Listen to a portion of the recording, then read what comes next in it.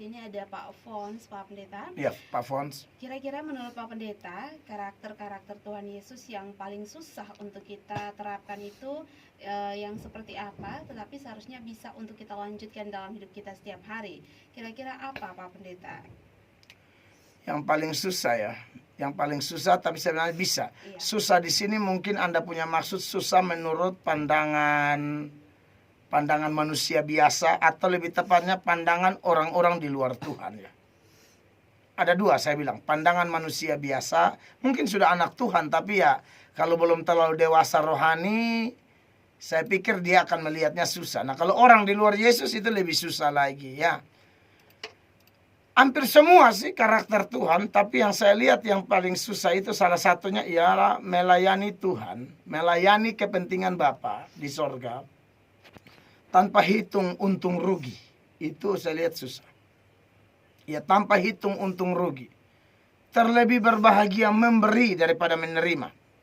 Memberi ini, memberi tenaga, memberi waktu, memberi mungkin juga harta untuk Tuhan. Saya lihat ini agak susah. Karena Alkitab bilang apa? Di mana hartamu berada, di situ hatimu berada. Jadi, ini yang buat susah.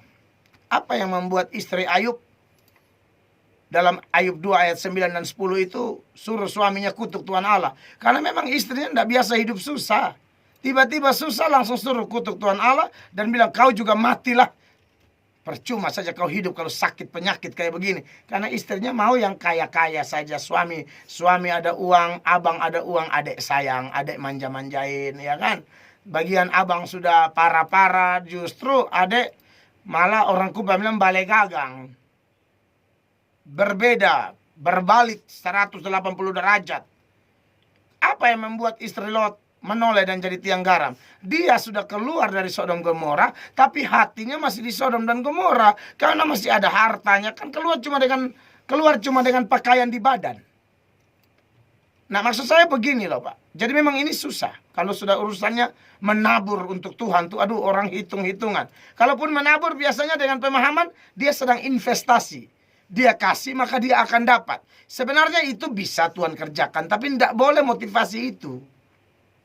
Saya memberi ini karena saya cinta Tuhan.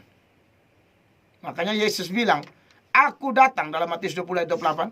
Aku sama seperti anak manusia datang bukan untuk dilayani, melainkan untuk melayani dan memberikan nyawanya. Jadi dia korban di sana. Jadi yang susah itu ialah melayani ibu. Pak siapa?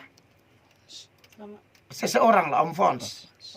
Pak Fons itu yang susah tuh kalau melayani dengan rendah hati, anggap orang lain lebih penting, ya rela berkorban. Kadang-kadang sudah berkorban untuk jiwa-jiwa, kita pergi penginjilan di satu kampung, malah kita ditolak. Yang bertobat cuma 2 orang. Masihkah kita sukacita? Padahal ya kita sudah habis-habisan. Harus sukacita karena bagi Tuhan catatan firman Allah bilang jangankan 2 orang, 1 orang pun bertobat sorga berpesta. Nah, jadi memang kita cari jiwa yang untuk diselamatkan kan. Yang berikut ya, yang menurut saya memang agak susah dan ini jadi masalah ya, selain tadi melayani tidak hitung untung rugi, dan dalam melayani juga ada rendah hati, menganggap orang lain lebih penting. Lalu yang berikut mengampuni. Saya lihat itu susah ya. Itu banyak orang yang susah sekali mengampuni orang. Ya, bahkan mungkin yang sudah hamba Tuhan pun lihat hamba Tuhan lain sebagai saingan, itu banyak. Dengar nama hamba Tuhan lain dia alergi sekali. Jangan omong nama itu pendeta bodoh kayak gitu-gitu. Bisa saja. Dan yang berikut saya lihat dalam hal jaga kekudusan ya. 1 Petrus 1 ayat 16 itu Tuhan bilang kuduslah kamu karena aku kudus. Nah dalam hal ini banyak yang tidak menjaga. Saya pikir itu beberapa hal ya yang menurut saya sebenarnya bisa tapi tidak dilakukan oleh orang. Sebenarnya bisa. Kalau Anda mengasihi Tuhan pasti bisa.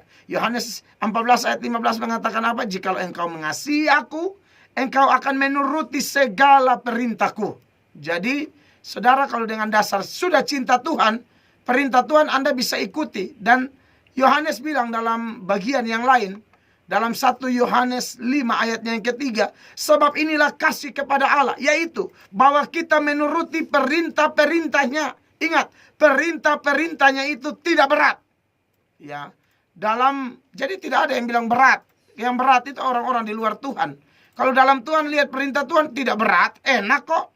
Bahkan Yesus sendiri pernah panggil kita, undang kita dalam Matius 11 mulai ayat 28 itu dia bilang apa, saudara? Perhatikan saya baca. Marilah kepadaku semua yang letih lesu dan berbeban berat. Aku akan memberi kelegaan kepadamu. Perhatikan ayat 29.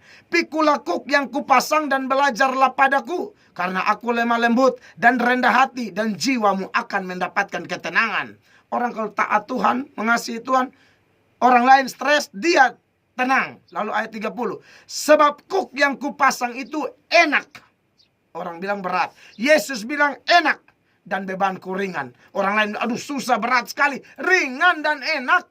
Yohanes bilang tidak berat. Asal Anda mencintai dia. Tidak berat. Orang kalau sudah cinta orang itu tidak berat. Rahel itu, Yakub cinta dia. Dan untuk dapat dia, kerja berapa tahun? 14 tahun.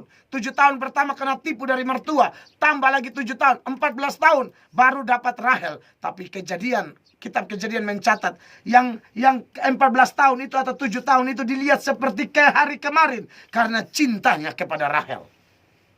Tuhan cinta kita, Tuhan tidak peduli, Tuhan kasih Yesus buat kita.